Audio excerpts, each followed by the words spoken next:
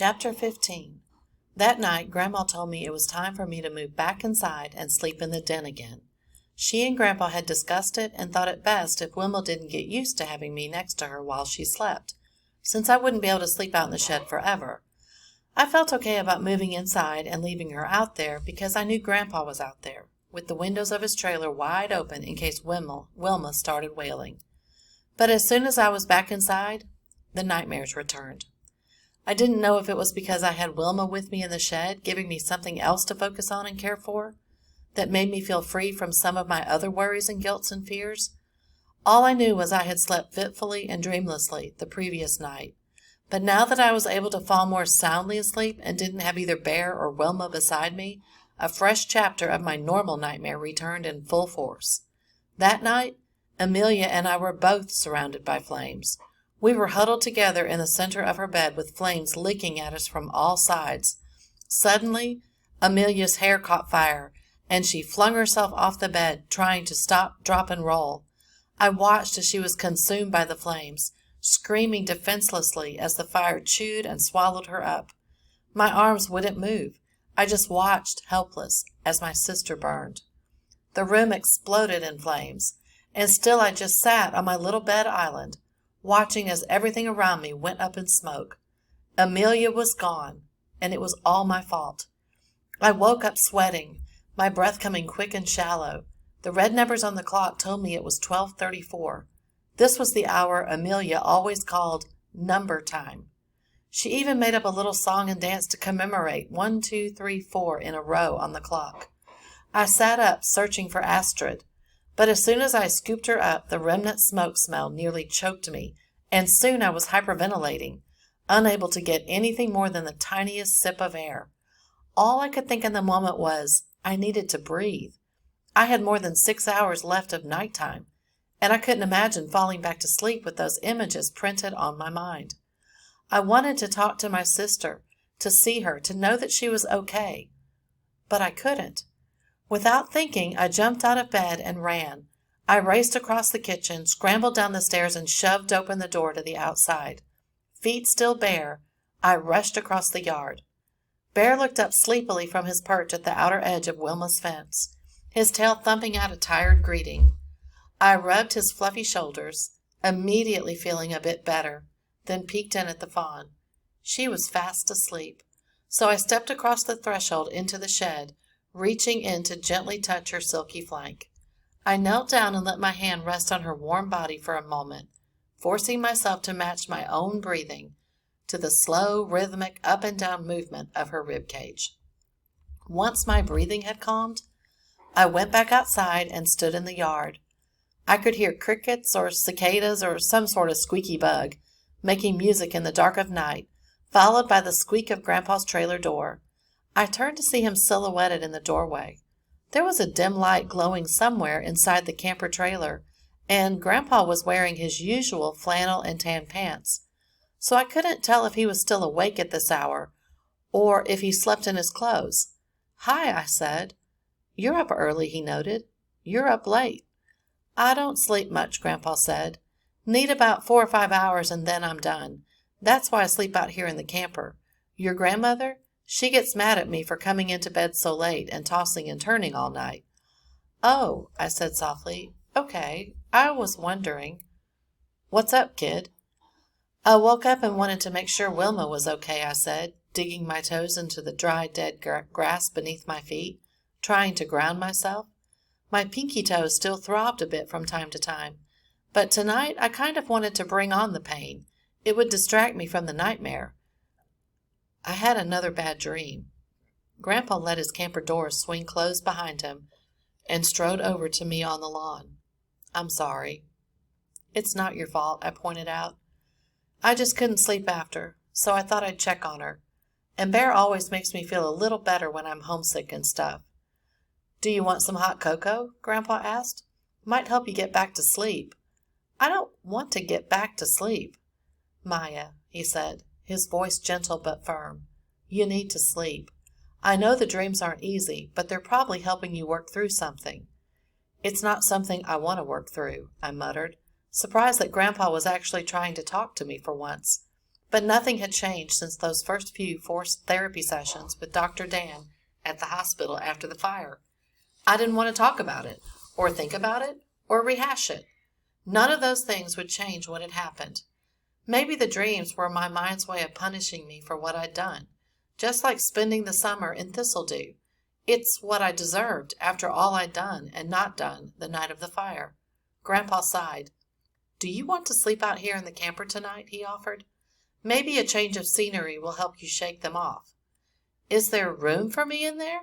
Since arriving, I'd gotten the impression that the camper was Grandpa's domain. He'd never opened the door and let me in, had never suggested I take a look around. So I'd stayed away from his little room, giving him the space and privacy I knew he wanted and needed. But now he was opening the door and inviting me in. "I can put a mat down," he said. "It's not the comfort suites, but it's better than sitting out here all night." "Okay," I said, and followed Grandpa into the camper. The space inside looked pretty much exactly how I had guessed it would. There was a single bed, a small table, and a little kitchenette area with a hot plate and some container of nuts, as well as a big bag of M&Ms and a bunch of peanut brittle.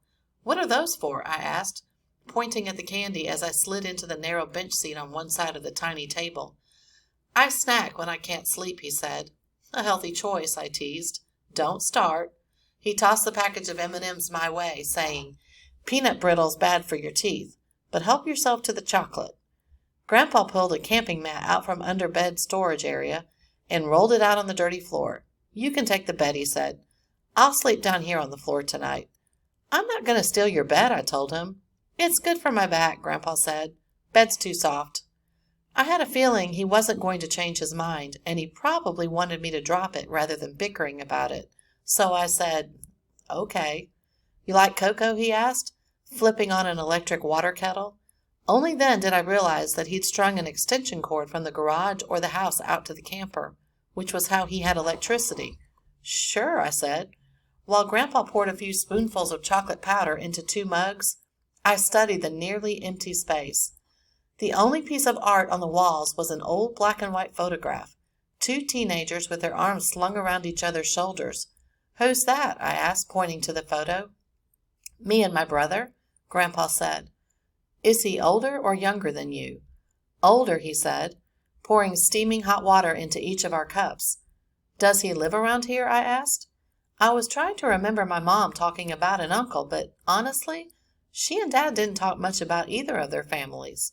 We saw Gram and Papa, Dad's parents, at Thanksgiving and for a week in the summer most years. And we only saw Mom's parents once each year, when they came to visit us in Chicago. Our lives were always just so crazy, and we had some pretty close friends in Chicago, so we never really took a lot of trips to see actual family. We had a family of friends, close to home. "No, he doesn't live around here," Grandpa said. He blew on his cocoa, obviously not willing to expand on his answer. "So tell me about these nightmares." "Can I not?" I asked. "I'd rather just try to forget about the dream, if that's okay." "Sure." We sipped our cocoa in silence for a while. The space inside the camper was cozy and quiet, like a little cave set apart from the rest of the world. I could see why Grandpa snuck off to this space each night. Even if it was partially true that Grandma had banished him from the bedroom, I had a feeling he liked having this space to get away. "Actually, can I tell you something?" I said quietly, about halfway through my cocoa. "If you want," Grandpa said. "I could have gotten Amelia out of the fire sooner," I said, laying the confession out there without any apology, explanation, or comment. I decided to start there, rather than hitting him with the fact that I'd also started the fire with my own carelessness. "Why do you think that?" he asked. "I panicked," I told him. "I got scared and I wasted all kinds of time when I could have been helping her escape." Grandpa sat there for a long time, not saying anything. He rolled an orange back and forth across the table beneath his open palm. The motion soothed me, lulled me into a false sense of comfort and calm. "You can't blame yourself, Maya." "Yes, I can," I snapped. "And I do. I should." "That's false." "And that's where you and I will have to agree to disagree," I argued. "Listen, kid," Grandpa said softly. "What's done is done. You've got to allow for self-forgiveness. Otherwise the guilt's going to eat you alive. Believe me." "I can't," I whispered. "If I hadn't frozen in the moment, Amelia wouldn't be stuck in a hospital bed right now, fighting for her life." Grandpa looked up. "You're not doing anyone any good by thinking that way." I didn't answer. I knew that was probably true, but it didn't make me feel any less guilty. "I just want to go home," I said. "I want my life back. I know it's not fair to you and Grandma to say that, since you've both been so nice to take me in this summer. But I want to go home. I want to be with my sister, and I want to help my parents clean up the house. And I don't want them all to forget I'm part of the family." Grandpa sighed. He stood up and patted the bed, telling me in no uncertain terms that it was time to shut off for the night. "Sometimes," he said slowly, as I climbed under the covers, "the best thing you can do is spend some time figuring out what it is that other people need and want, because that isn't always exactly the same as what you need or want. And then you got to decide, at this moment in time, which of those things matters more." I thought about that for a second. I knew what I wanted, and what I was pretty sure I needed more than anything was to be home with my family while my sister healed. I wanted to help build our life back up, to fix all the things I'd broken on the night of the fire. I looked at Grandpa and said, "I guess what Mom and Dad need right now is time to focus on my sister and putting our lives back together." He tilted his head, which I took as his way of saying yes. What I didn't say out loud was, I figured they needed time to focus on those two things without having to worry about fixing me, too. Maybe if I'd been a different kind of kid, the kind who was strong, with a hard shell and the courage to match, they wouldn't have had to ship me off while they handled the hard stuff. But that wasn't me, and so Mom and Dad had no choice. I'd brought this on myself, which meant I had to spend the rest of the summer focusing on who I wanted to be, needed to be, for my sister, so I could go home a better version of myself. Because if I couldn't change what had happened that night, at least I could make sure I never let something like this happen again.